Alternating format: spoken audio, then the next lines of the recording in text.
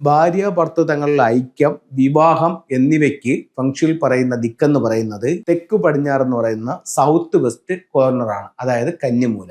ഈ വീടിനെ സംബന്ധിച്ചിടത്തോളം ഇവർക്ക് ഈ പടിഞ്ഞാറ് വശത്ത് ഒരു ബെഡ്റൂം ഉണ്ട്. ഇവിടെ ഈ പറയുന്ന കപ്പിൾസ് കിടക്കുകയാണെങ്കിൽ അവിടെ ഒരു കലഹത്തിന്റെയും അഭിപ്രായ വ്യത്യാസത്തിന്റെയും സാധ്യത ഉള്ള ഒരു വീടാണ്. ഒരുപാട് രക്ഷിതാക്കളുടെ ഒരു പ്രധാന പരാതിയാണ്, അല്ലെങ്കിൽ ഒരു വിഷമമാണ്, മക്കൾ തങ്ങളിൽ ഭയങ്കര അഭിപ്രായ വ്യത്യാസങ്ങളും അവരെപ്പോഴും വഴക്കാണ് എന്ന് പറയുന്ന ഒരുപാട് വീടുകളുണ്ട്. ഭാര്യ ഭർത്താക്കന്മാർ തങ്ങളുള്ള അഭിപ്രായ വ്യത്യാസങ്ങൾക്കും കലഹത്തിനും വാസ്തുവിൽ അല്ലെങ്കിൽ ഫംഗ്ഷുവിൽ എന്തെങ്കിലും കാരണങ്ങളുണ്ടോ, അതിനെന്തെങ്കിലും പരിഹാരമുണ്ടോ എന്നുള്ളതാണ് ഇന്ന് നമ്മൾ നോക്കുന്നത്. ഫംഗ്ഷു പ്രകാരം ഓരോ ദിക്കുകളും ഓരോ സൗഭാഗ്യങ്ങളായിട്ടാണ് കണക്കാക്കുന്നത്.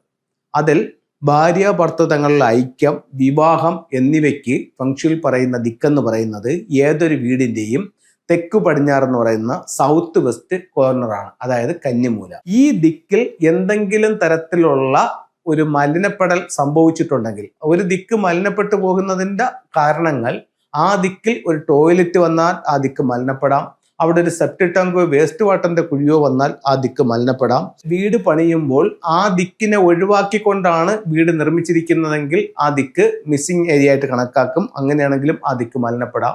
ആ ദിക്കിൽ ഒരു ടോയ്ലറ്റ് വന്നിട്ടുണ്ടെങ്കിലും ആ ദിക്ക് മലിനപ്പെടാം. അവിടെ തെക്ക് പടിഞ്ഞാറ് ഭാഗത്ത് കിച്ചൺ വന്നാലും അത് വളരെ ബുദ്ധിമുട്ടായിട്ട് ഫംഗ്ഷനിൽ പറയുന്നുണ്ട്. അപൂർവങ്ങളായിട്ടുള്ള വീടുകളിൽ മാത്രമാണ് സൗത്ത് വെസ്റ്റ് എന്ന് പറയുന്ന കന്നിയിൽ കിച്ചൺ വന്ന് കണ്ടിട്ടുള്ളത്. ഒരു കാരണവശാലും കന്നിയിൽ കിച്ചൺ പാടില്ല. വീടിന്റെ തെക്ക് പടിഞ്ഞാറ് ഭാഗത്ത് ഈ പറയപ്പെടുന്ന രീതിയിലുള്ള മലിനപ്പെടൽ സംഭവിച്ചിട്ടുണ്ടെങ്കിൽ അവിടെ ഈ പറയുന്ന ദോഷം വരാനുള്ള സാധ്യത കൂടുതലാണ്. അപ്പോൾ തെക്ക് പടിഞ്ഞാറ് ഇത്തരത്തിലുള്ള ദോഷങ്ങൾ വന്നിട്ടുണ്ടെങ്കിൽ വീടിന്റെ പുറത്ത് സൗത്ത് വെസ്റ്റ് കോർണറിൽ 3 മണിക്കൂർ റെഡ് ലൈറ്റ് ഇടുന്നത് നല്ലൊരു റെമഡിയായി ചൈനീസ് വാസ്തുകലയായ ഫെങ്ഷുയിൽ കണക്കാക്കുന്നുണ്ട്. വീട് വെക്കുമ്പോൾ എപ്പോഴും ഇത്തരത്തിലുള്ള ദോഷങ്ങളെ ഒഴിവാക്കിക്കൊണ്ട് തന്നെ വീട് വെക്കണം. സംഭവിച്ചു പോയെങ്കിൽ നമുക്ക് മറ്റു നിവർത്തികൾ ഇല്ലെങ്കിൽ, സംഭവിച്ചു പോയെങ്കിലും ഒഴിവാക്കാൻ പറ്റുമെങ്കിൽ മാറ്റി പണിയുന്ന ഏറ്റവും നല്ലതായിരിക്കും. അതല്ല വേറെ നിവർത്തികളൊന്നും ഇല്ലെങ്കിൽ മാത്രം ഈ പരിഹാരങ്ങളിലേക്ക് പോകുന്നതായിരിക്കും നല്ലത്. ഈ പറയപ്പെടുന്ന ദോഷങ്ങളൊന്നും വീട്ടിലില്ല, പക്ഷേ ഇവർ തങ്ങളിൽ ഭയങ്കര അഭിപ്രായ വ്യത്യാസങ്ങളും കലഹത്തിനും സാധ്യത ഉണ്ട്, അല്ലെങ്കിൽ പല വീടുകളിലും ഡൈവേഴ്സും ഒക്കെ നടക്കുന്നുണ്ട്. അങ്ങനെയാണെങ്കിൽ അത് എന്തുകൊണ്ട് സംഭവിക്കാതെന്നുള്ള ഒരു കണക്ക് കൂടെ നമുക്ക് നോക്കാം. ചൈനീസ് വാസ്തുകലയായ ഫെങ്ഷുയിൽ പറയുന്നുണ്ട്, വീടിന്റെ ഫ്ലൈങ് സ്റ്റാർ എന്ന് പറയുന്നൊരു കണക്കുണ്ട്. അത് എല്ലാ വീടിനും എടുക്കാൻ പറ്റും. ലോകത്ത് എവിടെ വെച്ചിരിക്കുന്ന വീടിനും നമുക്കൊരു ഫ്ലൈങ് സ്റ്റാർ എടുക്കാൻ പറ്റും. അത് 1 മുറിയായാലും 9 മുറിയായാലുള്ള റൂമുകളായാലും നമുക്ക് അതിനകത്ത് എടുക്കാൻ പറ്റും.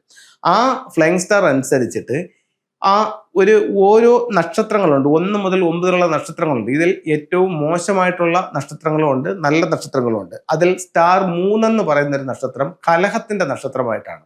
അപ്പോൾ പല വീടുകളിലും നമ്മൾ പരിശോധിച്ച് നോക്കുമ്പോൾ ഇത്തരത്തിലുള്ള ദോഷങ്ങളൊന്നും വീട്ടിൽ ഇല്ലാതിരിക്കുകയും പക്ഷെ അവർ തങ്ങളിൽ കലഹങ്ങൾ ഉണ്ടാവുകയും ചെയ്യുകയാണെങ്കിൽ അവരുടെ വീടിന്റെ ഫ്ലൈങ് സ്റ്റാർ എടുത്ത് നോക്കുമ്പോൾ ഇവർ ഈ പറയുന്നത് പോലെ, ഞാനൊരു വീടിന്റെ ഫ്ലൈങ് സ്റ്റാർ ആണ് ഈ കാണിച്ചിരിക്കുന്നത്. ഇത് ഒറിജിനൽ ഫ്ലൈങ് സ്റ്റാർ ആണ്.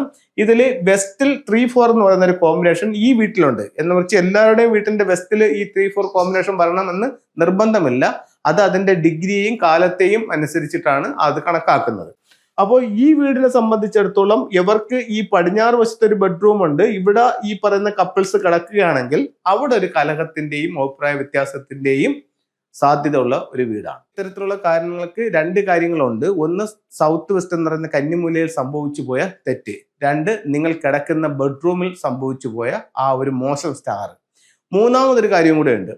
ഇപ്പൊ നിങ്ങളുടെ ബെഡ്റൂമിൽ ഇത്തരത്തിലുള്ള സ്റ്റാർ ഇല്ല, നിങ്ങളുടെ വീടിന്റെ തെക്ക് പടിഞ്ഞാറ് ഇത്തരത്തിലുള്ള ഒരു ദോഷമില്ല, പക്ഷേ നിങ്ങളുടെ പ്രധാന വാതിൽ ഈ ഒരു 4-3 കോമ്പിനേഷനിലാണ് നിൽക്കുന്നതെന്നുണ്ടെങ്കിൽ ഇത് സംഭവിക്കാം. കാര്യം എന്താണ്? ഇതിന്റെ എൻട്രൻസിൽ നിൽക്കുന്ന വാട്ടർ സ്റ്റാർ നമ്പർ എന്ന് പറയുന്നത് 3 ആണ്. അത് കലഹം ഉണ്ടാക്കും. ഇവിടെ ആണെങ്കിൽ ഇതിന്റെ ബെഡ്റൂമിൽ നിൽക്കുന്ന മൗണ്ട് സ്റ്റാർ നമ്പർ 3 ആണ്, അവിടെ കലഹം ഉണ്ടാക്കും. അപ്പോൾ ഇത്തരം കാരണങ്ങളാലും ഒരു വീട്ടിൽ ഇത്തരത്തിലുള്ള കാര്യങ്ങൾ സംഭവിക്കാം. ഇപ്പൊ ഇത്തരം സംഭവിച്ചു പോയ ഒറ്റ ബെഡ്റൂമുകൾ എന്ത് ചെയ്യാന്ന് ചോദിച്ചു കഴിഞ്ഞാൽ ഫ്ലൈങ് സ്റ്റാർ ഉപയോഗിച്ചുകൊണ്ട്, ചില എലമെന്റുകൾ ഉപയോഗിച്ചുകൊണ്ട് അതിന് നമുക്ക് റെമഡികൾ ചെയ്യാവുന്നതാണ്. അത് ഓരോ വീടിന്റെയും ഫ്ലൈങ് സ്റ്റാർ കണക്കെടുത്തിട്ടാണ് അതിന്റെ റെമഡി കണ്ടുപിടിച്ച് ചെയ്യുന്നത്. നമുക്കിനി ഫെങ്ഷുയുടെ ചില ടൂളുകൾ ഉപയോഗിക്കാം. ഇത് ഗോമതി ചക്രം എന്ന് പറയുന്ന ഒരു ടൂളാണ്. ഇത്തരത്തിലുള്ള 11 ഗോമതി ചക്രം നമ്മുടെ വീട്ടിൽ ഒരു മഞ്ഞ പട്ട് തുണിയിൽ പൊതിഞ്ഞ് സൂക്ഷിക്കുന്നത് നമുക്ക് ധനാഭിവൃദ്ധി ഉണ്ടാവാൻ നല്ലതായിട്ട് ഫെങ്ഷുയിൽ കണക്കാക്കുന്നുണ്ട്. ഇതിനുപയോഗിക്കുന്ന മറ്റ് ഒരു ടൂൾ എന്ന് പറയുന്നത് ചൈനീസ് കോയിൻസ് ആണ്. ഇതൊരു പെയറാണ്, ഒരു ജോഡി ഗോൾഡിന്റെയും കോപ്പറിന്റെയും കൂടെ ഒരു പെയറാണ്. ഇതും നമുക്ക് ക്യാഷ് ബോക്സിൽ വെക്കുന്നതും സുഗമമായ വെൽത്ത് നമ്മളിലേക്ക് വരുന്നതിന് നല്ലതാണ്. മറ്റേതെന്ന് പറയുന്നത് ഇത് സെറ്റിൽ എന്ന് പറയുന്ന സ്റ്റോൺസ് ആണ്. ഇതും വെൽത്തിനെ അട്രാക്ട് ചെയ്യുന്ന സാധനങ്ങളാണ്. ഈ സെറ്റിന്റെ തന്നെ നമുക്ക് ബ്രേസ്ലെറ്റുകൾ, മാലകളുണ്ട്. ഇതൊക്കെ നമുക്ക് ഇതുപോലെ കയ്യിൽ ധരിക്കാവുന്നതാണ്. ഇതും നമുക്ക് ഈ പറയപ്പെടുന്ന സാമ്പത്തികമായിട്ട് അഭിവൃദ്ധിക്കായിട്ട് ചെയ്യാം. ഇത് ലേഡീസിനാണെങ്കിൽ ലെഫ്റ്റ് ഹാൻഡിൽ ചെയ്യാം, ജെൻസിലാണെങ്കിൽ റൈറ്റിൽ ചെയ്യാം. അപ്പോൾ പലരും ചോദിക്കുന്ന ഒരു സംശയം എന്ന് പറഞ്ഞു കഴിഞ്ഞാൽ, സാർ ഇത് നാളോ അല്ലെങ്കിൽ ഡേറ്റ് ഓഫ് ബർത്തോ നോക്കിയിട്ടാണോ ധരിക്കേണ്ടതെന്ന് ചോദിക്കുന്നുണ്ട്. അങ്ങനെയല്ല, ഇത് രത്നങ്ങളല്ല, ഉപരത്നങ്ങളാണ്. ഉപരത്നങ്ങൾ നമ്മുടെ ആവശ്യങ്ങൾക്കനുസരിച്ച് ധരിക്കാമെന്നാണ് ഫെങ്ഷുയിൽ പറയുന്നത്.